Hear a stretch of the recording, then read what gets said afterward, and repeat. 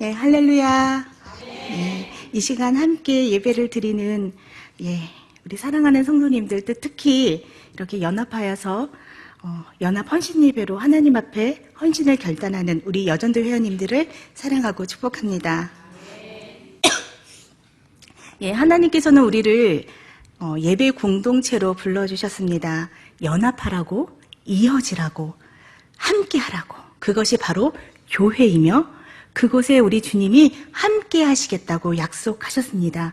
임마누엘이 되어주시겠다고 약속하셨습니다. 성령 충만한 예배는 하나님과의나 이런 수직적인 관계와 더불어 수평적인, 우리 공동체 안에 수평적인 관계가 회복되는 그런 놀라운 능력이 있습니다.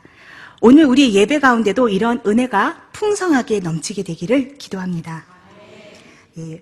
오늘 본문은 시편의 말씀이에요. 시편 가운데는 제목처럼 보이는 어떤 표제가 붙은 시편들이 여러 편 있어요. 특별히 이 시편의 성격이나 이 시편이 만들어지거나 불려진 그 배경, 그 이유를 설명하기 위해서 붙여놓은 건데요. 오늘 본문처럼 성전에 올라가는 노래, 이렇게 이름 붙여진 시들이 있어요. 시편 120편부터 134편, 요 15개의 시들을 우리는 성전순례시, 성전에 올라가는 시라고 말을 하는데요. 이 시들은 각처에 흩어져 살던, 일상을 살던 이스라엘 백성들이 어느 때가 되면, 절기가 되면, 그리고 또 그 밖에 다양한 이유로 성전에 올라가는 일을 이제 겪게 돼요. 그 때가 돼요. 그렇게 되면 성전을 향해서 올라갔던 그 여행길, 그 순례길 가운데 널리 불려졌던 시들을 말하는 거예요. 아마 요즘 말로 말하면 성전 순례 애창곡 모음집 베스트 15, 한 요 정도 이렇게 표현하면 될 것 같아요. 성전에 올라가는 이스라엘 공동체들은 그 여행 과정에서 느껴지는 다양한 감정들을 이렇게 막 표출하고 그걸 또 같이 공감해주고 또 그리고 그 길이 힘드니까 서로 힘내라고 독려해주고 그러기 위해서 이 시를 불렀어요. 그 군대, 제가 가보지는 않았지만 군대에서 행군을 할 때 막 군가를 부르는 거, 같은 비슷한 맥락이라고 생각되어집니다. 이 성전 순례시들은 각각 그 저작 시기와 그 저자, 그런 배경들이 서로 다른 시들이었어요. 다른 독립된 시들이었는데 이 시들을 한데 모았어요. 필요에 의해서. 바벨론 포로 귀환 시대 이후에 사람들이 성전에 올라갈 때 이 시들을 같이 부르면 정말 좋겠다. 우리 공동체 안에 이런 시들을 함께 부르면 좋겠다 해서 나중에 이렇게 묶어놓은 거예요. 그래서 성전으로 올라가는 노래, 성전 순례시라고 부르고 있어요. 이스라엘 백성들에게 있어서 이 성전 순례라는 것은 어떤 의미일까요? 요즘 우리는 성지 순례 그러면 되게 가고 싶고 되게 설레고 막 그러잖아요. 이스라엘 백성들에게는 어떤 의미였을까요? 고단하고 치열했던 그 일상을 잠시 멈추는 시간, 그리고 마음의 안식처인 우리 주님이 계시는 그 시온산, 시온성, 거기 가면 하나님을 만날 수 있어. 지금 나의 힘들고 이 고단한 삶을 잠시 접어두고 거기 가면 나는 주님을 만나서 위로받을 수 있어. 그런 마음의 안식처를 향해서 떠나는 그런 힐링 여행이었을까요? 그 여정에는 하나님을 예배함에 대한 설렘과 세상 걱정 근심을 잠시 내려놓고 하나님과의 관계만을 막 집중할 수 있는 어떤 그런 경건한 마음, 거룩한 마음이 있었을 것 같아요. 요즘 우리는 여행하기 참 좋은 시대를 살고 있어요. 산골짜기 오지가 아닌 이상 각종 여행 안내서에 거기 가면 무엇을 할 수 있고 어떤 맛집이 있고 그런 것들에 대해서 자세하게 잘 나와 있어요. 그리고 곳곳에 편의시설도 정말 잘 돼 있어요. 하지만 이 시편이 지어지고 불렀던 그 당시는 편의시설 1도 없었을 거예요. 그렇죠? 치안, 안전 보장받지 못했을 수도 있어요. 우리로서는 상상할 수 없는 그런 힘든 길이었을 거예요. 말 그대로 집 떠나면 고생, 고생. 고생입니다. 그런 여행이었을 거예요. 그럼에도 이스라엘 백성들은 절기 때마다 소망을 가지고 시온성을 향해 떠났습니다. 그렇기 때문에 그때 불려졌던 이 시들은 이 순례길을 걷는 이 사람들에게는 간절한 소망이 담긴 간구였고 신앙의 고백이 되었을 것이며 서로에게 막 공감대가 형성된 절절한 노래가 되었을 거예요. 여러 편의 성전에 올라가는 이 노래 중에서 오늘 본문의 이 시는 하나님 앞에서 형제들이 다 같이 연합해서 함께하는 기쁨에 대해서 노래하고 있는 시예요. 이스라엘 왕국은 다윗 왕 시대까지도 완전한 통일 왕국으로서의 모습이 갖춰지지 않았어요. 지파 간의 분열이 있었고 다툼이 있었던 것이에요. 그런데 다윗은 언약궤를 예루살렘 성에 모심으로 해서 하나 된 이스라엘, 하나님 앞에 예배 공동체로서 하나가 되는 이스라엘을 꿈꿨어요. 그래서 우여곡절 끝에 그 법궤를 이스라엘, 예루살렘 성으로 들여오게 되죠. 드디어 이 어려움을 극복하고 예루살렘에서 온 이스라엘이 모여서 하나님 앞에 예배드리는 그 순간이에요. 함께 예배를 드려요. 그때 느꼈던 그 기쁨과 감격은 이루 말할 수 없었을 거예요.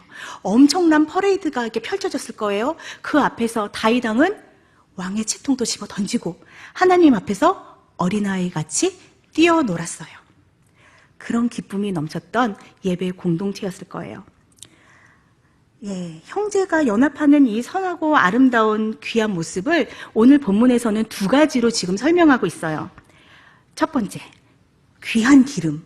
아마 관유예요. 관유라고 부르는 아주 만들기도 힘들고 까다롭고 귀한 재료로 만든 기름이에요. 기름을 머리에다 붓는데 한 방울 톡 붓는 게 아니라 쫙 아낌없이 붓습니다. 머리에서부터 수염까지 흐르고 그 수염에서 옷깃까지 적십니다. 이것은 어떤 것을 형상하고 있냐면 이 수염이 아론의 수염이래요. 아론 하면 누가 떠오르시나요? 모세의 형 아론, 대제사장 아론이 생각나죠? 아론의 머리에 기름을 부었던 대제사장 위임식을 연상하도록 지금 시인은 지금 말하고 있는 거예요. 다윗은 이스라엘의 이 연합이 이렇게 함께하고 있는 이 예배 공동체가 마치 구약시대의 가장 성스럽고 가장 거룩한 예식인 대제사장 위임식에 지금 비유하고 있는 거예요. 그렇게 아름답고 복된 것임을 지금 노래하고 있어요. 그 다음 표현은 어떻습니까? 헐몬의 이슬이 지금 시온산의 내림과 같다고 말하고 있어요. 지금 본문에 나오는 헐몬산이라는 산은 여러분들이 아는 이름으로 말하면 헬몬산이에요. 이 헬몬산은 이스라엘 북쪽에 있는 산인데 낮과 밤의 기온차가 굉장히 심해서 이슬이 생성되는 양이 어마하다고 해요. 굉장히 많다고 해요. 거기서 나오는 그 물이 줄줄줄줄 내려서 갈릴리와 요단강의 근원이 된다고 해요. 이 헬몬산의 풍성한 이슬은 흐르고 흘러서 이스라엘 땅을 적십니다. 그리고 그 땅에 생명력을 갖도록 합니다. 이것은 바로 하나님의 은혜의 상징입니다. 형제가 연합하는 것이 바로 이 헬몬산의 이슬이 흘러넘치고 자기들이 지금 가려고 하는 그 시온산까지 도착한다는 거예요. 그리고 이어지는 본문에서는 그 시온산에서 하나님께서 명령을 내리십니다. 어떤 명령? 복이 있겠다고 말씀하시는데 그 복이 바로 영생입니다. 이스라엘 사람들에게 있어서 영생이란 것은 어떤 의미입니까? 불로불사, 죽지 않고 영원히 사는 삶, 이런 개념이 아니고요. 구약 성경에서 생명이라는 것은, 삶이라는 것은 하나님께서 주시는 최고의 선물입니다. 장수, 충만한 삶, 연수를 누림, 그리고 내 후손에게까지 이어지는 그런 생명은 하나님께서 주시는 최고의 복 중의 복으로 성경은 말하고 있어요. 생명은, 삶은 생명을 누리는 기쁨이고 이 기쁨은 하나님을 즐거워하는 것입니다. 영속하시는 하나님이 나의 하나님이 되어주시고 그 생명을 나뿐만이 아니라 나와 내 자손들이 대대손손 누리는 것, 이것이 바로 영생의 복입니다. 온 이스라엘의 형제들이 연합하여 하나가 된 이곳에 예루살렘 시온산에 하나님께서 명령하신 복이 바로 이 영생이라고. 그러니까 나한테서 끝나는 게 아니라 이 기쁨을 누구도 누릴 수 있다? 내 자손들도 영원히 누릴 수 있다. 우리 하나님이 영원한 하나님이 되어주시겠다 하는 그 약속을 누리는 것이에요. 이 시를 불렀던 그 당시에 다윗과 이스라엘 백성들이 전심으로 하나가 되어서 하나님 앞에 예배를 드리는 것을 얼마나 감격해하고 기뻐했는지 우리는 상상해 볼 수 있어요. 하지만 이 사람들 말고 또 성전에 올라가는 것을 그토록 기뻐하고 즐거워했던 사람들이 있었어요. 누구냐면 이 시편들을 편집하고 모았던 바벨론 포로기 이후의 이스라엘 사람들이에요. 이 사람들은 포로로 끌려갔다가 극적으로 다시 귀환을 했어요. 그런데 그 사이에 성전은 파괴가 되고 무너졌어요. 그런데 그 성전을 다시 세웠어요. 그 성전에 지금 올라가는 거예요. 자신의 조상들이 하나님 앞에 범죄함으로 인해서 멸망을 당했어요. 포로를 끌려갔어요. 성전이 무너졌어요. 우리는 끝이라고 생각했어요. 하지만 하나님께서 회복시켜 주셨어요. 다시 불러주셨어요. 성전을 다시 지었어요. 그 성전에 지금 다시 올라가요. 하나님 앞에 다시 예배 가운데 나아가는 거예요. 그들이 느꼈던 기쁨은 얼마나 기쁘고 즐거웠겠어요. 예, 우리는 오늘 이 예배를 여전도의 헌신예배, 연합예배로 하나님께 올려드리고 있어요. 예, 이 연합예배가 얼마나 귀하고 소중한 것인지 지금 본문을 통해서 제가 지금 장황하게 설명해드리고 있는 거예요. 지금 우리 이 예배 가운데 이런 기쁨이 넘쳐야 하고 그런 은혜가 있다라는 말씀을 지금 너무 아름다운 모습이라는 것을 지금 본문을 통해서 제가 길게 말씀을 드렸어요. 하나님께서는 교회를 세우시고 그 안에서 우리가 함께 사랑의 공동체로 성장하기를 원하신다는 것을 우리는 다 알고 있어요. 우리가 이렇게 연합해서 예배를 드리는 이 모습도 아론의 대제사장 위임식처럼 거룩하고 고결해야 합니다.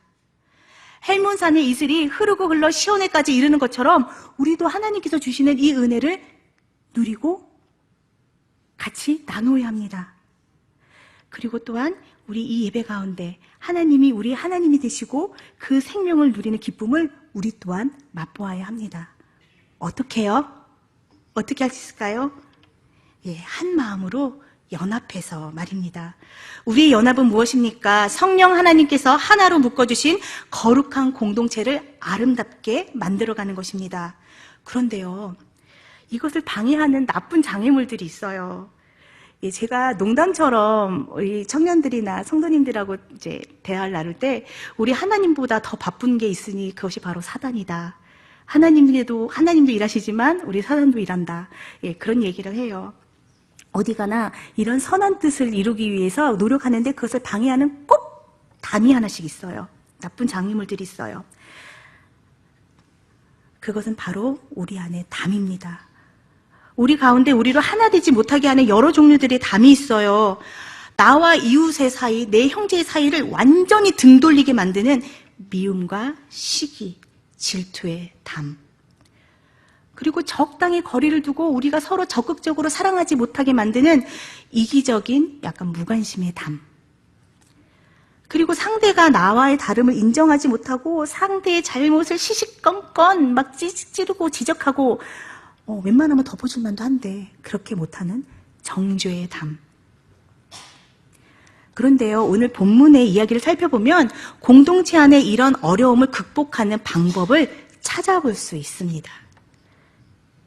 앞서 아론 대제사장 위임식 이야기를 제가 해드렸는데요. 오늘 본문의 표현만 보자면 너무나도 거룩하고 너무나도 감격스러운 시상으로 가득 차 있어요. 그런데 아론 하면 어떤 사건이 떠오르시나요? 아론과 그 백성들이 출애굽 당시에 벌였던 그 행적들을 한번 기억해 보시기 바랍니다. 하나님께서 이스라엘 백성을 애굽에서 끌어내셨습니다. 홍해를 건너게 하셨어요. 우와. 그리고 물이 없을 때 물을 주셨어요. 우와. 그리고 시내 광야로 부르셨어요. 그리고 시내산에서 하나님께서는 모세를 불러 올리셨습니다. 거기서 이스라엘 백성과 언약을 맺으시려고 하신 거예요. 나는 너희 하나님이 되고 너희는 내 백성이 될 것이다. 하나님의 백성으로 살 여러 가지 방법들에 대해서, 법에 대해서 쭉쭉쭉쭉쭉 말씀하고 계셨던 그때, 모세가 하나님과 언약을 맺기 위해 시내산에 올라갔던 그때 이들은 어떤 일을 벌였습니까? 바로 금송아지를 만들어서 하나님 앞에 반역을 저지른 일이에요. 그 이후의 일은 성경에도 자세히 기록되어 있는데요. 그것을 읽어보다 보면 참 안타까운 사실 하나를 발견할 수 있어요. 사람은 범죄하고 나서 참 정직하게 회개하는 것이 어려운가 봅니다. 아론은 이렇게 변명합니다. 자신을 책망하는 모세에게 당신도 알지 않습니까? 저 이스라엘 백성이 얼마나 악한지. 그리고 그 책임을 백성들에게 돌려요. 그리고 또 이렇게 말합니다. 또 말도 안 되는 소리를 하는데, 자, 백성들이 나한테 금을 갖고 왔는데 금을 불에 던졌더니 짠 하고 금송아지가 탁 나왔어요. 와, 대단해요. 성경에 보면 금을 부어서 조각했다고 나와 있는데 이런 변명을 합니다. 그 옛날 아담과 하와도 하나님이 네가 왜 그랬니? 그랬을 때 하나님이 주신 저 여자가 줘서 먹었다고. 하와에게는 왜 그랬니? 그때 저 뱀이 줬다고. 예. 참 어려운 일인 것 같아요. 우리 본성적으로. 자, 여러분이 생각하시기에 이 아론이 하나님의 거룩한 대제사장의 직무를 맡기에 합당하다고 생각하십니까? 자기 책임을 막 백성들에게 돌리고 말도 안 되는 변명을 하고 있는 이 아론이 적합하다고 생각하십니까? 대제사장의 직무는 무엇입니까? 백성들과 하나님 사이를 잇는 중개자의 역할을 해야 합니다. 이스라엘 백성들을 축복하고 그들이 율법을 잘 지키는지 잘 지도하고 각종 제사를 관리하며 대속죄일, 1년에 한 번 대속죄일이 되면 이스라엘 백성의 모든 죄를 짊어지고 하나님 앞에 나아가서 그것을 해결해야 되는 것이 바로 대제사장의 임무입니다. 아론이 가당할까요? 어떻게 생각하십니까? 그런데 이렇게 중요한 직분을 하나님께서는 아론에게 맡기셨어요. 백성을 잘 이끌지 못했고 자신의 죄에 대해서 핑계만 댔던 그런 사람인데 말이죠. 이런 아론의 허물을 하나님께서는 덮어주십니다. 기회를 주셨어요. 백성들의 대표로 세워주기에는 아주 큰 과거 이력을 가진 사람이었지만 하나님께서는 덮어주시고 그를 거룩한 곳에 고결한 자리에 세워주셨어요. 아론 그 자체로는 대제사장이 될 자격이 없어요. 하지만 하나님께서 세워주셨어요. 하나님의 전적인 은혜입니다. 자, 여기까지는 하나님의 영역이에요. 자, 이제는 백성들의 차례입니다. 이봐. 소문 들었어? 이번에 아론이 대제사장이 된대. 뭐라고? 그 금송아지를 만들어 놓고 대제사장이 된다고? 아니, 내가 그때 금 만든다고 할 때 내가 말리고 싶었어. 그런데 내가 그 양반 고집세잖아. 내가 말도 못했는데. 아이고. 아론을 세우는 하나님이나 그 옆에서 지 형이라고 말리지도 않고 가만히 있는 모세나 또 그게 뭐라고? 그게 얼마나 중요한 건데 그걸 겁도 없이 하겠다고 덜컥 잡은 아론이나. 아이고, 다 똑같아. 답 없다. 예, 제가 지금 막장 드라마 한 편을 써봤어요. 공동체 안에 이런 담론이 돌았다면 거룩한 대제사장의 위임식은 어땠을까요?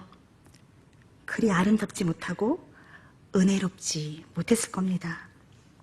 공동체 안에서는 아론이 어떤 일을 했는지, 공동체가 어떤 일을 벌였는지 다 알고 있었어요. 누구라도 왜 저 사람이? 라는 물음을 던질 수도 있었을 거예요. 하지만 이스라엘 공동체는 하나님께서 아론을 세우심에 왜? 라는 물음 없이, 아니, 물음이 있었을 수도 있어요. 하지만 말하지 않고 하나님의 결정을 수긍했고 하나님의 허물 덮으심에 그 공동체도 함께 허물을 덮는데 동참했어요.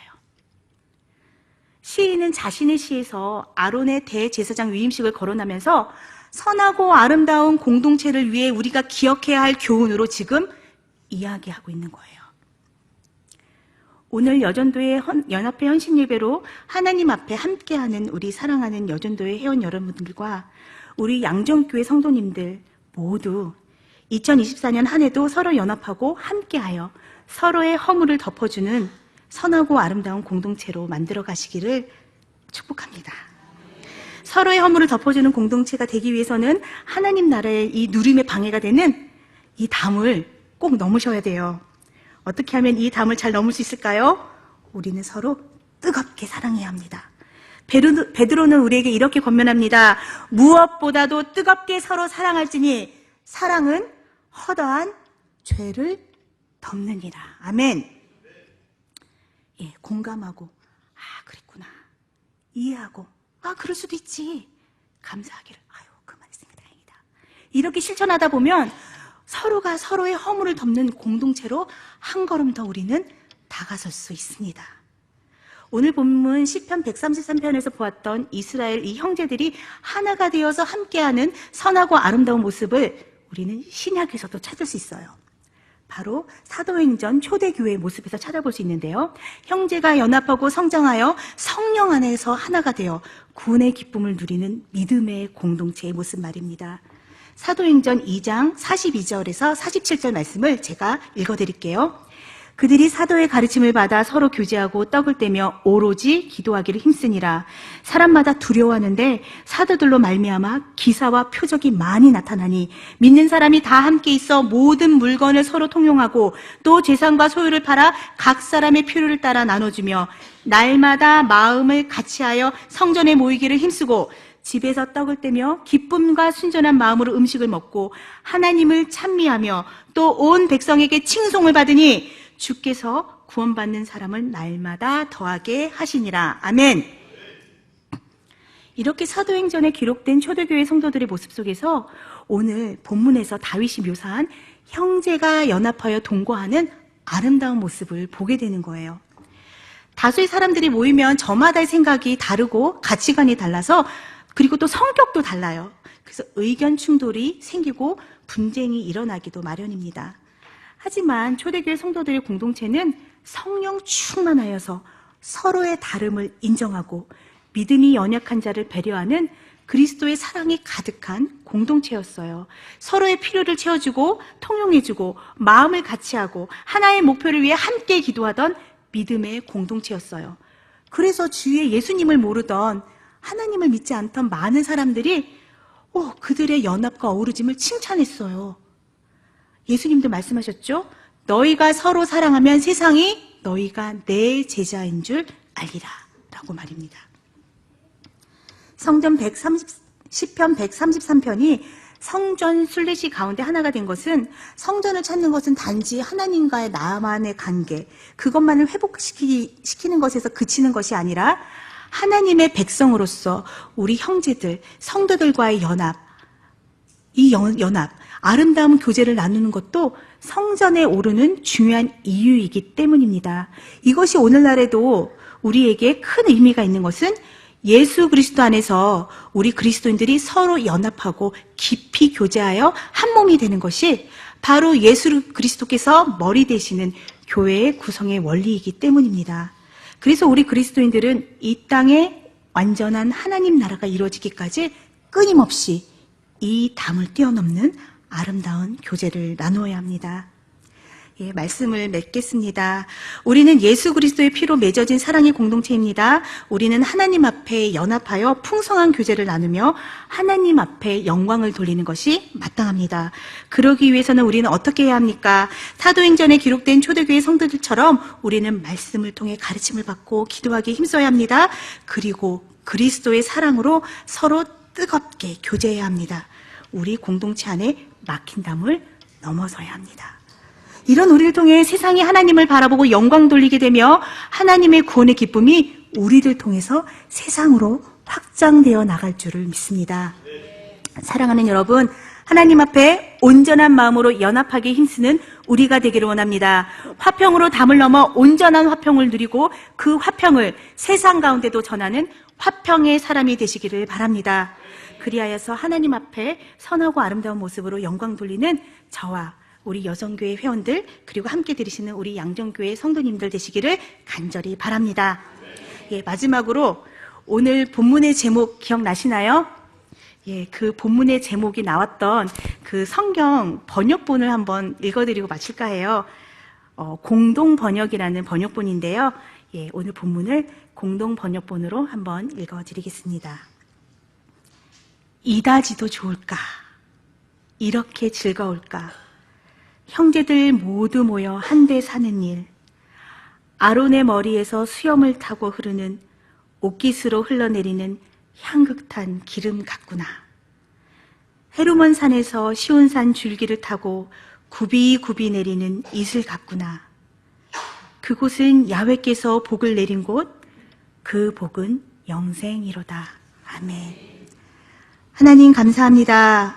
우리를 사랑하셔서 예수를 구주로 시인하게 하시고 그 안에서 믿음의 공동체로 연합하게 하심을 감사드립니다. 그리스도 사랑 안에서 우리가 든든히 성장하여 나가기 원합니다. 우리 안에 막힌 담을 허무실 예수님을 신뢰합니다. 우리 안에 담을 넘어 화평을 누리기를 원합니다. 그리하여서 그리스도의 장성한 분량까지 성장하여 하나님의 교회를 섬기고 영혼을 살리고 세우는 믿음과 사랑으로 연합하는 공동체가 되게 하옵소서. 예수님 이름으로 기도드리옵나이다.